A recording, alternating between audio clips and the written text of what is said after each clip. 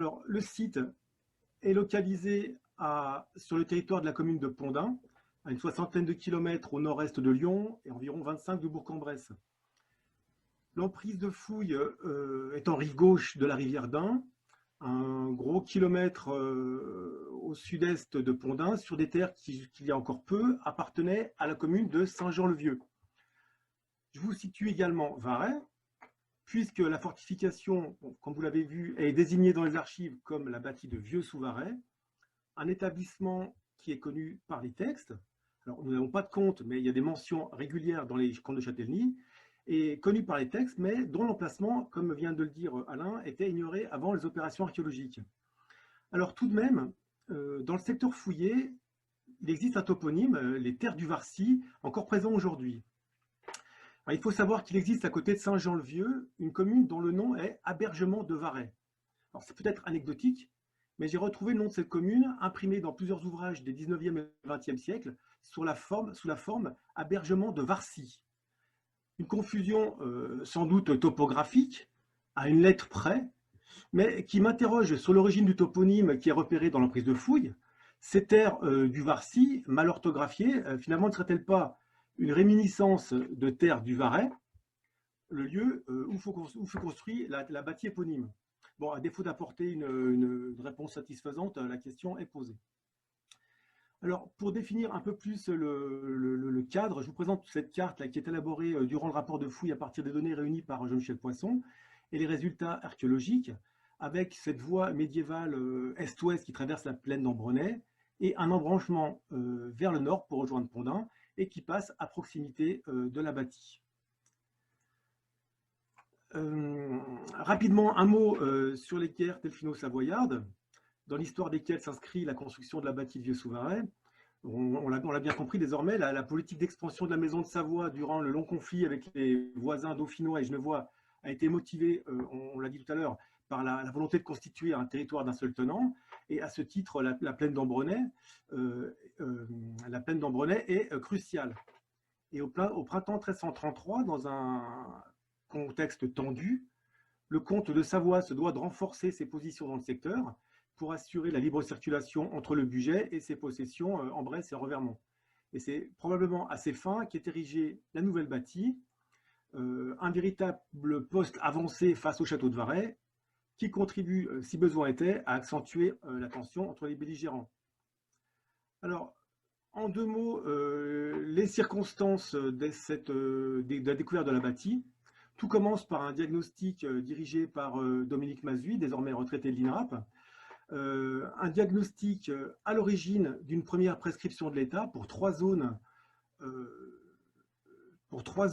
qui ont été fouillées, donc on va le voir. Et puis avant cette deuxième phase de fouille, durant l'été et une partie de l'automne 2019, sous la conduite de mon collègue Thomas Le Cinquignot, qui est à environ 450 mètres à l'est du site dont je vais vous parler maintenant. Alors, la fouille de la bâtie, c'est l'hiver suivant le diagnostic que la fouille s'est engagée, dans un premier temps sous la responsabilité de Sébastien Guem de l'INRAP, que j'ai été amené à remplacer début janvier après sa nomination comme directeur adjoint scientifique et technique pour l'Auvergne. Alors, un point quand même sur les contraintes et les limites de cette opération. Alors, je ne vais pas revenir sur les conditions hivernales particulièrement rudes, ou sur la relative faiblesse des moyens engagés, ou sur l'emprise limitée, qui peut laisser supposer que des bâtiments ont pu échapper à nos investigations. Mais je voulais en revanche signaler le très faible recouvrement du site, très important, puisque les vestiges, alors en l'occurrence, on parle de la partie inférieure des structures en creux, trous de poteaux, fosses, etc. Ces vestiges apparaissent 30 cm sous le niveau actuel, donc directement sous les labours. Ce qui a pour conséquence logique d'expliquer la disparition de la partie supérieure des fosses, mais également de tous les niveaux de sol. Donc il faut savoir qu'il nous manquera tous les niveaux de sol. Donc il y a une influence très importante sur l'analyse qui va être faite des résultats de la fouille.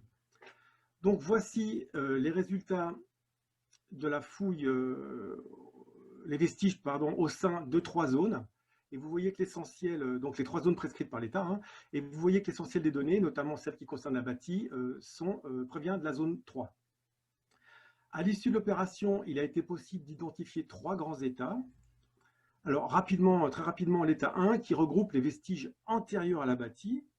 Donc, nous avons réparti sur l'ensemble des 3 zones une série de bâtiments sur poteaux qui attestent une occupation située dans un XIe siècle au contour flou, une occupation de type sans doute agro-pastoral, bien mal documentée.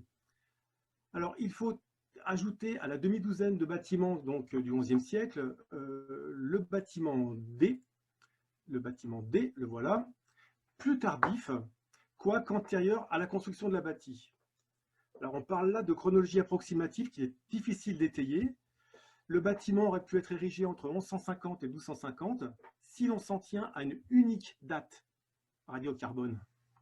Donc un bâtiment qui semble de prime abord un peu isolé, mais il existe aux abords de cet édifice des silos et des fosses mises à profit notamment pour en tirer des carcasses de vaches, mais aussi 2 monnaies erratiques, donc des vestiges qui sont tous attribués à la même période.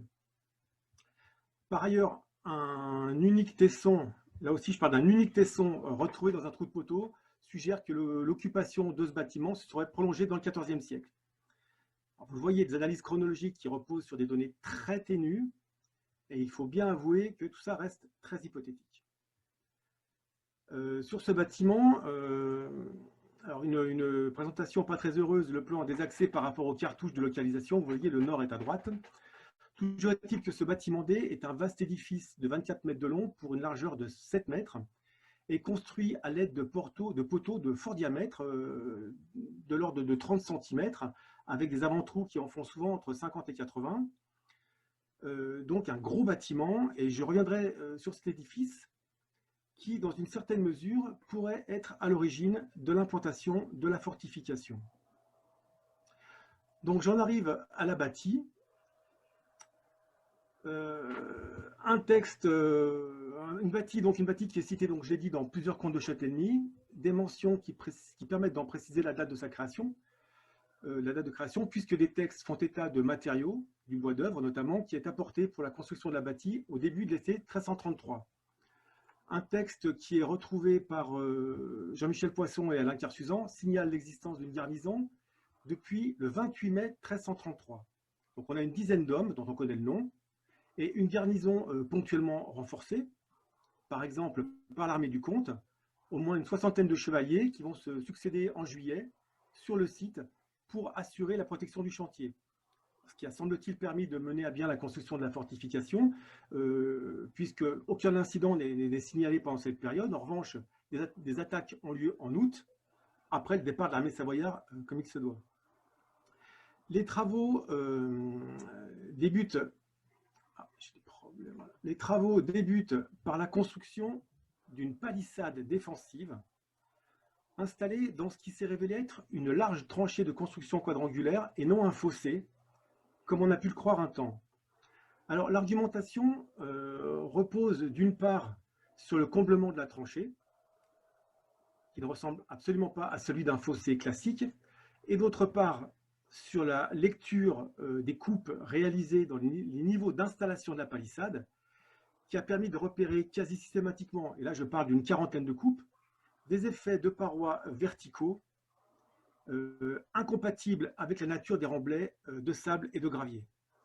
Donc l'analyse de ces coupes permet d'une part de retrouver la profondeur de cette tranchée, donc de l'ordre de 1,80 m et d'une largeur de 4 mètres. Alors, je restitue 1,80 m par rapport à un niveau artificiel restitué, le niveau médiéval étant peu ou prou celui du niveau actuel du site. Donc, 30 cm au-dessus des restes archéologiques identifiés. Alors, on pourrait s'étonner de la nécessité d'ouvrir une aussi large, 4 mètres en haut, des tranchées qui sont destinées à être bouchées immédiatement après la pose de la palissade. Alors, on a envisagé que la nature du terrain encaissant, qui consiste en du sable et du gravier, ait pu jouer un rôle prépondérant. Alors, la sécurité minimum et puis surtout l'efficacité commande de donner suffisamment de pieds aux parois pour éviter les effondrements, ce qui a montré l'expérience sur le terrain. Alors, à contrario, on pourrait dire que Ambronay, à Gironville, qui est finalement pas très loin, a des fossés qui font bel et bien 4 mètres de large. Mais peut-être Là, on n'a pas la raison. Le fait est que ça a été bouché assez rapidement après la mise en place des poteaux. Donc la palissade est réalisée à l'aide de poteaux dont le diamètre est compris entre 30 et 40 cm et pour certains est pointé. Comme ont pu le montrer, les négatifs est mieux conservé.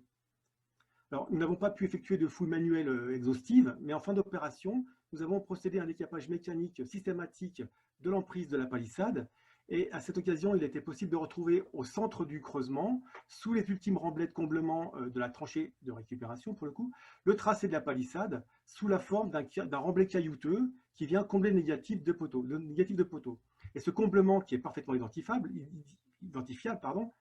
a été reconnu de manière ininterrompue, ce qui permet d'assurer que les poteaux constituaient vraiment une palissade continue de 265 mètres de long, et ce qui permet de restituer un nombre théorique au moins de 740 poteaux.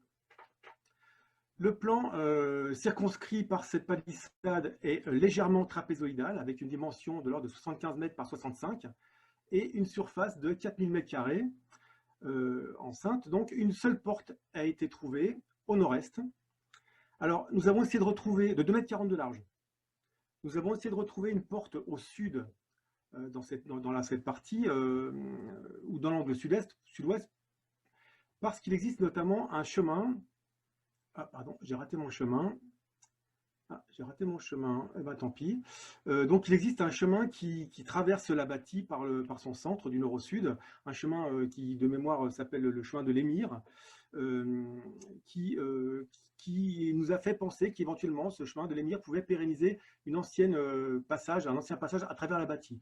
Donc on a entièrement décapé et surdécapé les graviers autour de la partie sud, et il n'y a absolument pas de trace d'aménagement de porte, donc la porte est uniquement dans le nord-est. À l'intérieur de la bâtie, donc plusieurs constructions sont implantées autour d'un espace vide qui est borné par quelques poteaux ou piquets et qu'on aurait envie d'interpréter comme une cour ou pourquoi pas un corral à chevaux. 7 bâtiments sont recensés de dimensions variées qui ont pu servir au logement des soldats et des chevaux, puis évidemment au stockage. Alors je vais m'attarder sur 2 édifices un peu particuliers. En premier lieu, la tour et son fossé. Un fossé intérieur qui laisse encore en suspens un certain nombre de questions et sur lequel j'aimerais bien qu'il nous revenir lors de la discussion. Ce fossé intérieur, je le répète, délimite un espace de 300 mètres carrés. La chronologie relative avec la tranchée d'installation de la palissade n'est pas toujours évidente. Ce qu'on peut en revanche assurer, c'est qu'il existe un passage de 1,60 m de large entre l'extrémité sud des 2 branches du fossé et la palissade. Ce fossé donc fait environ 60 mètres linéaires, donc 28 mètres pour le segment nord, pour vous donner un ordre d'idée, avec une largeur de 4,80 m et une profondeur restituée de 3 mètres par rapport au niveau médiéval tel que nous le restituons, donc autour de... Bon, je ne vais pas donner de détails. La tour a fait l'objet d'une récupération intense. Alors voilà, j'ai cette photo-là. Et à partir des quelques vestiges conservés, mais d'une fouille extrêmement minutieuse, nous avons pu mettre en évidence dans le fond d'une vaste fosse creusée pour fonder la construction. Nous avons pu restituer un bâtiment carré d'environ 5 mètres de côté, donc élevé sur un vide sanitaire et doté d'un appendice à l'ouest.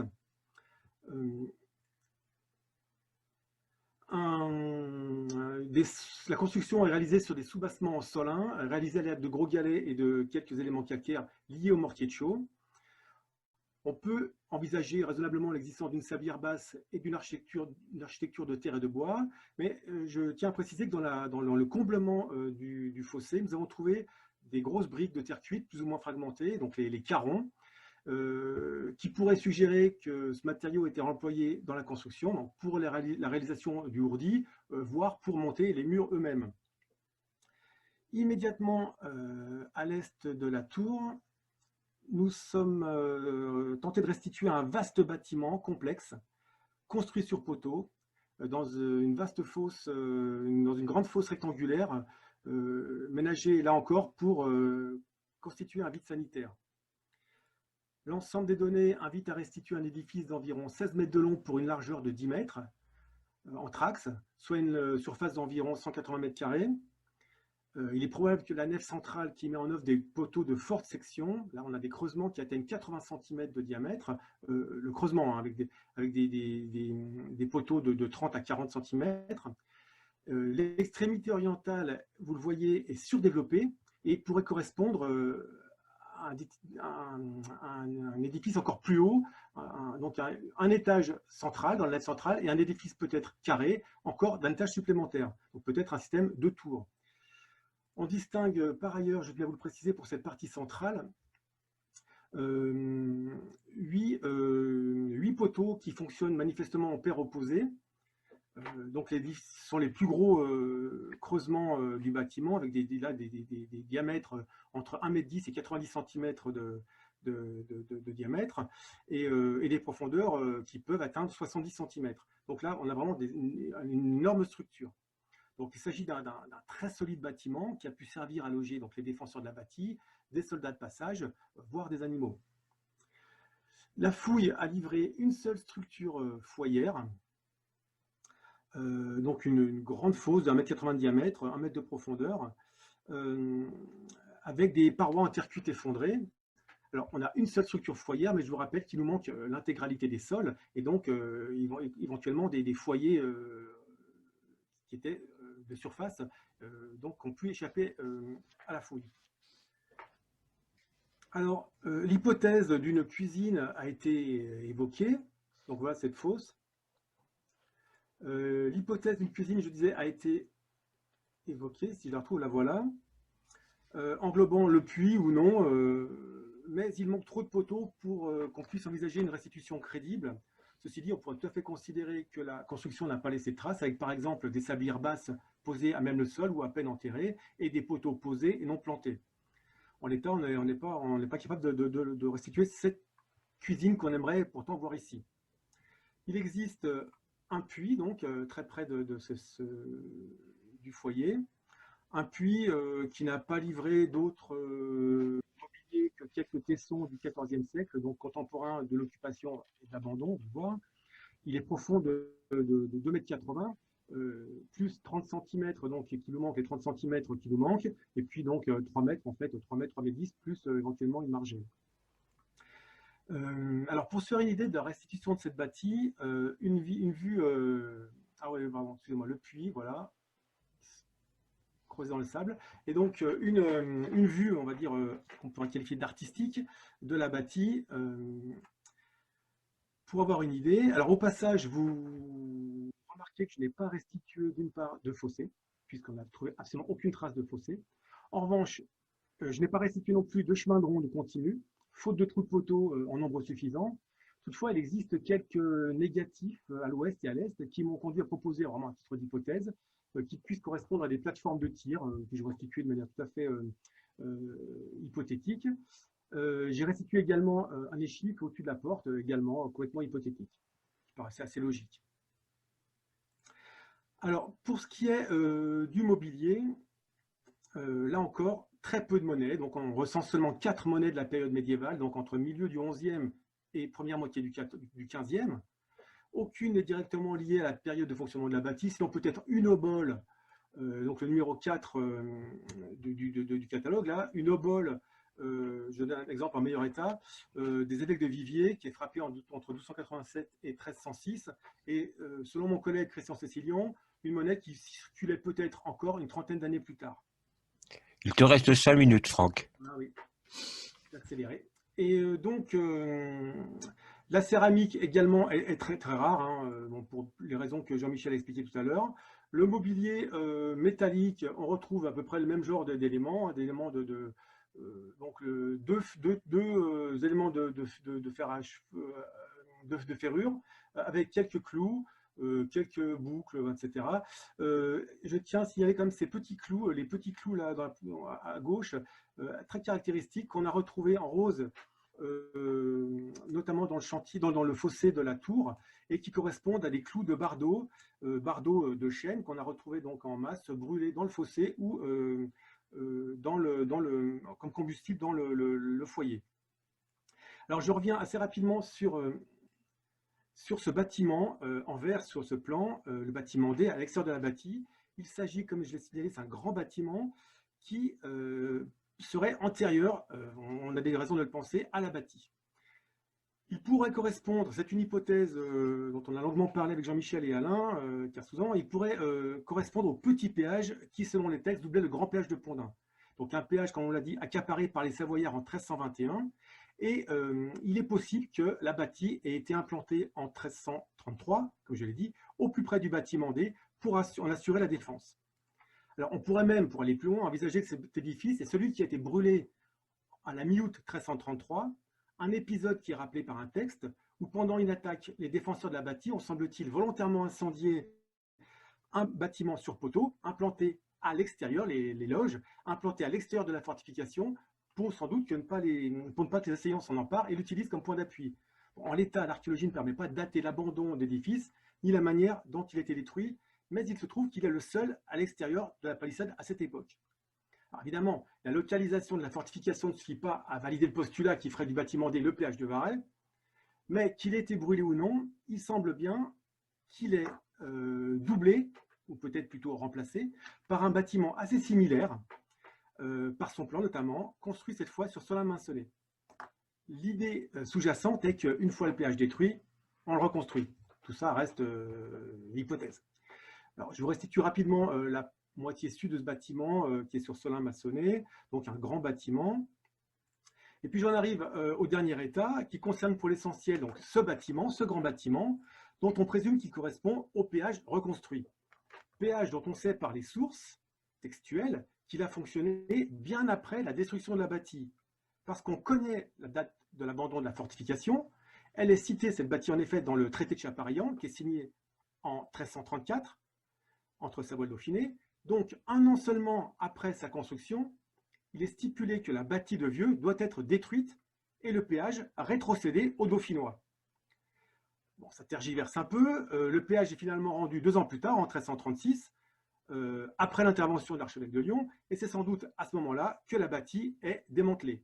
Donc, contrairement à Gironville, où la bâtie est détruite violemment, la bâtie de Vieux-sous-Varay est démantelée consciencieusement, avec récupération systématique, comme on a pu le voir lors de nos analyses des coupes, des poteaux. Ce dernier état est daté du XVIe siècle. Le bâtiment a perduré peut-être jusqu'au XVIe siècle. On a quelques éléments pour leur dire. Donc un bâtiment, un puits, un petit fossé au nord et un autre bâtiment. Je ne rentre pas dans les détails. Quoi qu'il en soit, pour conclure, je dirais qu'en dépit de biais manifestes, les données recueillies sont à l'origine d'un profond renouvellement des connaissances touchant en premier lieu à la fortification elle-même, en permettant désormais de localiser cette fameuse bâtie de Vieux-sous-Varay, mais également d'offrir un nouveau modèle à ces établissements dont finalement très peu, on l'a dit, ont fait l'objet de fouilles archéologiques, même si dans le cas présent, les conditions n'étaient pas optimales. Le cas de la bâtie de Vieux-sous-Varay est d'autant plus remarquable qu'avec une durée de vie d'à peine 3 ans et une occupation limitée à une dizaine d'hommes, la fortification a malgré tout laissé suffisamment de traces pour qu'il soit possible d'en retrouver l'empreinte à l'occasion de la fouille. Alors, je reprends, comme disait Jean-Michel, le terme de miracle archéologique. Bon, c'est peut-être un peu excessif, mais il n'en reste pas moins que les données issues de l'opération de Pont Rompu constituent désormais une source précieuse pour qui s'intéresse au bâti médiéval et en premier lieu à l'histoire complexe des guerres delphino-savoyardes. Voilà, je vous remercie de votre attention.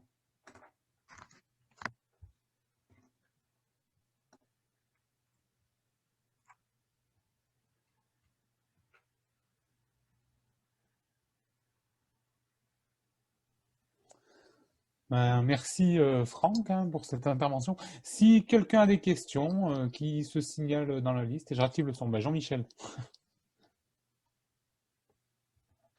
Micro, Jean-Michel. Ça sera mieux comme ça. Observation d'abord, évidemment, c'est passionnant l'histoire de la palissade construite dans une tranchée et ça me fait penser que il il est possible qu'à Gironville, il n'y ait pas eu du tout de palissade, que simplement les bâtiments disposés dans les angles, la bâtie était peut-être suffisamment protégée par ces deux rangs de fossés. Alors, sauf pour le dodane, où là, effectivement, on ne voit pas bien l'utilisation d'un dodane sans palissade dessus, mais sinon, sur le pourtour de la plateforme elle-même, il n'y avait peut-être pas de palissade.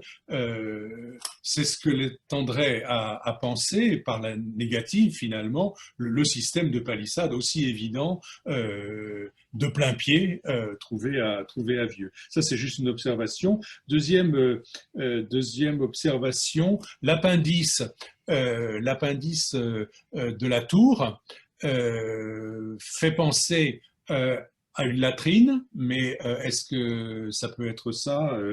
C'est une question. Et puis, troisième point de détail, les petits clous à tête en 8. J'en ai aussi des dizaines et des dizaines à Gironville, mais moi, je n'ai pas de bardeau, je n'ai que des tuiles. Donc, ça veut dire que ce sont des clous qui servent aussi à autre chose. Or, il se trouve que dans les tours de Gironville, le troisième étage est dit latté, c'est-à-dire qu'il est couvert de lattes de bois. Donc, c'est pas tout à fait des bardeaux, mais on peut peut-être utiliser le même genre de clous à tête en 8 pour les bardeaux et pour un lattis de protection. Et ça, c'est effectivement aussi très intéressant parce que nous autres archéologues, vous savez bien, nous manquons de ces typologies, de ces clous qui font beaucoup rire les historiens, mais c'est quand même intéressant de pouvoir, étant donné que les clous, c'est quand même quelque chose qu'on trouve en abondance, de pouvoir en faire quelque chose, de pouvoir dire quelque chose sur leur fonction, etc. Oui. Alors pour répondre à Jean-Michel, pour les latrines, donc c'est l'hypothèse que nous avons émise. Oui. Nous n'avons pas pu conduire d'analyse pour pouvoir le mettre en évidence.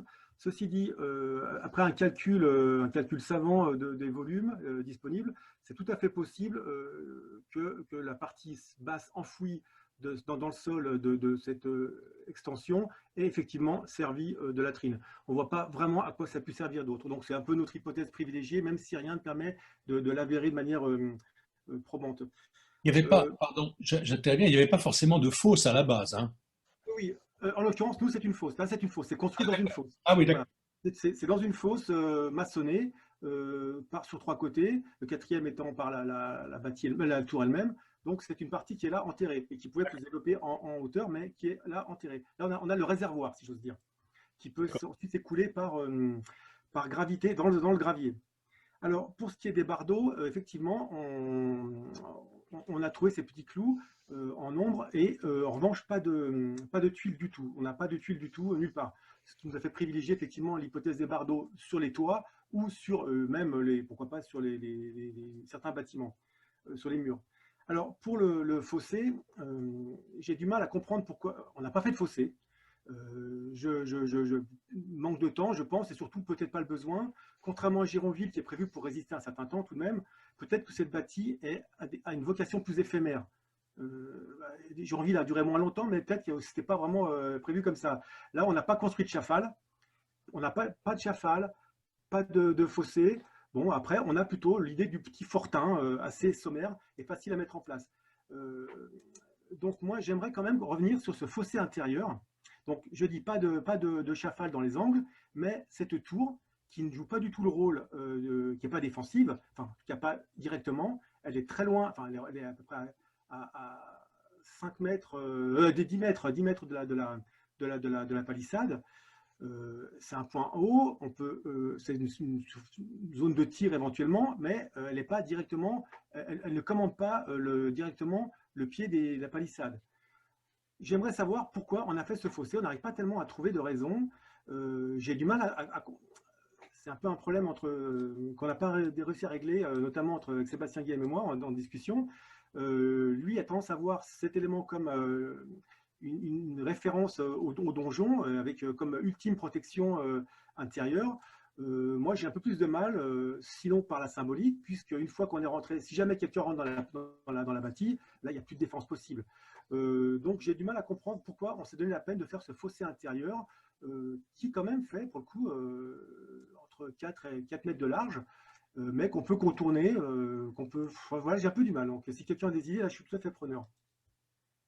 Oui, Jean-Michel? Bon, je n'ai pas forcément une réponse, mais je pense que deux choses. D'abord, cette tour, elle est sans doute très utile pour voir au loin, car Oui, c'est tout à fait utile à cet endroit de pouvoir voir au loin, oui, de pouvoir voir Ondin, de pouvoir voir peut-être même Varay, en tout cas de voir au loin, surtout si on est à côté d'un poste de péage, il faut voir qui arrive, etc. Les gens ne sont pas forcément au milieu de la route en attendant la charrette qu'il va falloir raqueter. Bon, donc ça c'est la première chose. Deuxième chose, je pense qu'on a des plans, on a des modèles de plans assez différents, mais on a un modèle de bâti avec une seule tour. Si je prends Luisandre, si je prends le Mont Curnil, si je prends quelques autres, on a un quadrilatère avec une seule tour, éventuellement dans un angle. Il n'est pas du tout impossible que dans ce cas où on n'est pas dans la maçonnerie, mais dans le bois, qu'on se soit référé à ce genre de modèle, c'est-à-dire un carré avec une tour dans un angle. Maintenant, concernant le fossé, il n'est pas forcément, défensif. Il a simplement pour but de mettre en évidence cette tour qui n'avait peut-être pas une architecture très imposante, et simplement de créer en quelque sorte à la base de cette tour une sorte de petite plateforme qui lui aurait donné un aspect architectural plus imposant. Moi, je vois un peu les choses comme ouais. ça. De toute Alors, façon, ce qui est sûr, c'est que, pour revenir aussi à la question des fossés, il n'y a pas de fossés à Vieux parce que, contrairement à Gironville, il aurait été difficile de les mettre en eau. absolument, absolument. Ouais. Juste un mot sur la tour. Effectivement, cette tour, elle n'a pas de problème. Elle joue ce rôle-là. Et peut-être, comme je le disais un peu rapidement, dans le bâtiment C qui est à côté, on a peut-être également une tour qui défendrait pour le coup l'autre angle, puisque ces 8 poteaux jumeaux, manifestement, ils ont pour fonction de donner un élément très en hauteur. Alors, on a une question de Laurent D'Agostino d'abord et après Michel Joguin. Oui, merci Benjamin. Oui, sur la tour, moi, ce qui me surprend, c'est que sa petite taille par rapport à l'emprise des fossés. Juste une réflexion comme ça. Alors après, est-ce qu'on peut envisager aussi que ce soit, je crois que dans le rapport, tu mets en avant quand même le risque d'humidité assez important qui existe aux périodes froides là, sur le site, avec une rétention d'eau qui peut être assez massive. Est-ce que ça ne sert pas aussi à assainir un petit peu le pied de la tour et à éviter un pourrissement des poteaux trop rapide? Bon, ça, c'est une question. Juste, puisqu'on a une discussion sur les clous, à titre d'information, on en trouve de manière très abondante à la fois dans le bourg du château des Alinges à côté de Thonon, où on n'a aucun autre matériau de couverture que le bois, puisqu'on ne trouve absolument rien, hein, ni ardoise, ni tuiles, ni rien d'autre que ces clous-là, dans toutes les maisons. Et d'autre part, à Châteauneuf, en Val-Romée, sur le chantier d'Evelyne Chauvin-des-Fleurs, où le grand logis qu'on est en train de fouiller a livré quelques centaines de ces clous. Voilà, avec des mentions qui sont concordantes avec les comtes de Châtellenie aussi. Je crois qu'Alain avait trouvé un texte, me semble-t-il, ou Jean-Michel, je ne me souviens plus, où il est question de 100 bardeaux, 100 clous, quoi. Un clou par bardeau, quasiment 2 commandes dans un comte de Châtellenie, où il y a autant de clous que de bardeaux. C'est à peu près ça, enfin en tout cas c'est ce qu'on a à Châteauneuf, où on épluche les comptes aussi, mais ça se compte plutôt par dizaines de milliers. Alors moi ce qui m'étonne, c'est qu'on les retrouve en aussi faible nombre finalement, parce que le logis c'est 40 000 ou 60 000 escentes, puisque c'est comme ça qu'ils les appellent dans les textes. Voilà, c'est quelques dizaines de milliers pour un seul bâtiment.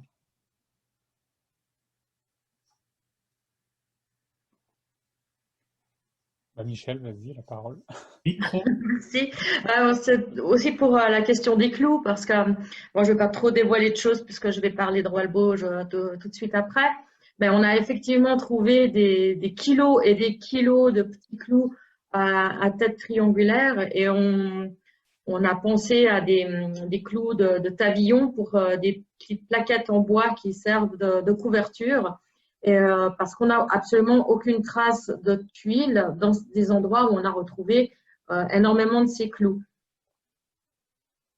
si je peux intervenir sur ce sujet, à contrario, en Auvergne, on a fouillé 2 sites du XIVe siècle, où pour le coup, c'était des sites au milieu humide, on avait les bardeaux ou tavaillons qui étaient conservés, on en avait une dizaine dans les 2 cas, et on n'a aucun clou sur le site en fait. Donc il y a aussi des endroits où ce système de couverture sont attachés simplement avec des chevilles en bois. Donc, ce qui complexifie effectivement, évidemment, les restitutions. Voilà ce que je peux dire. Autrement, pour la question, moi, ce qui m'interroge quand on a fouillé cette bâtie là, ce qui nous a beaucoup interrogé avec Franck, c'était la restitution de cette palissade en bois là qui fait ressembler plus à une espèce de fort navarro qu'on attendrait plus à trouver en Amérique du Nord que dans les plaines de l'Ain. Mais je voulais savoir si vous aviez des références, si vous avez trouvé les uns et les autres des choses qui correspondent à ça. Parce que moi, j'ai pas mal discuté avec des collègues proto-historiens et je peine à trouver de références comparatives sur des fortifications construites avec ce genre de choses, quoi. Dans ma présentation, parce qu'on a exactement le même cas de figure sur Walbo, et puis un exemple de fortification de pans de bois dans une tranchée pour la ville de Rolle, qui est côté vaudois du lac Léman. On peut prendre une dernière question de Françoise Paris. Et puis après, on passera à la prochaine communication. Bonjour, moi c'est surtout pour essayer de trouver des perspectives pour les sites. Je crois qu'Annie Clavier en a un petit peu parlé ce matin, donc notamment sur la commune de Châtel-en-Trièves. Nous avons donc des vestiges qui ont été fouillés de manière pas officielle, on va dire, mais je trouve qu'il y a, enfin, il me semble plutôt, je vais dire ça comme ça, qu'il y a un vrai potentiel et sur ce secteur, il y a des élus, ou des personnes un peu, qui sont penchées vers le domaine de l'histoire et de tout ce secteur-là. Donc, Annick pourra compléter si elle veut, parce que je suis une de ses collègues. Et nous avons fait des sorties sur le terrain. Et il me semble que, ce serait intéressant qu'il y ait quelqu'un un étudiant, ou je sais pas, moi, si dans vos sphères universitaires, vous auriez des gens qui auraient envie de creuser un peu, ou ces histoires de photos aériennes, et puis en plus, c'est un secteur où on va avoir normalement une couverture LIDAR prochainement. Enfin, ça va prendre un peu de temps, mais bon, voilà. Donc, voilà, je lance un peu cette question. Merci.